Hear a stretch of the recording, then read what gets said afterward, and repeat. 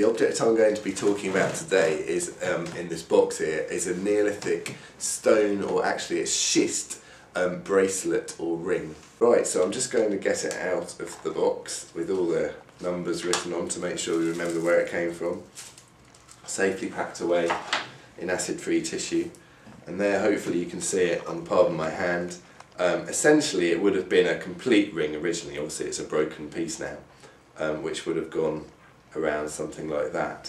This is the outer edge, this is the inner edge, and it's been polished flat by rubbing it up and down many times with sand on a flat stone to make sure it was shiny and nice like the bracelets that we'd imagine we'd be wearing today. It's brilliant that we found this object, but for various different reasons. The first really important reason, one of the reasons that we're always after as archaeologists, is that it gives us a good date for that phase of the site. They're a very distinctive kind of object that are found in France on the mainland, and they date between 4,800 and 4,400 BC. So that's really helpful in that sense. We can add it to the pottery and things that we date the site with otherwise. Secondly, it's very crucial in terms of our understanding between of the relationship between the Channel Islands and the mainland at that time.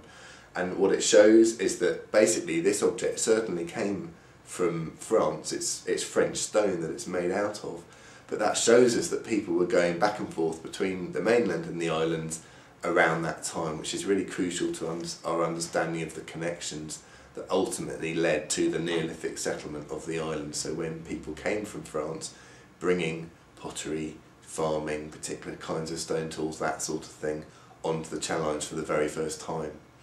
The reason why we're interested in that kind of process is that the excavations in Guernsey are part of a much bigger project that I'm running with my colleague Fraser Sturt in Southampton, that's looking at the spread of the Neolithic from the continent right across Britain and Ireland and all of the islands in between, the Western Seaways as they're known, so the area of sea between from the Channel Islands around to the Scilly Isles, the Isle of Man, the Hebrides and Orkney is seen as a very important zone of connection, and so our project's looking at the arrival of the Neolithic throughout that zone, just try and answer big questions that affect not just those islands but the whole of Britain and Ireland and Northwest Europe even.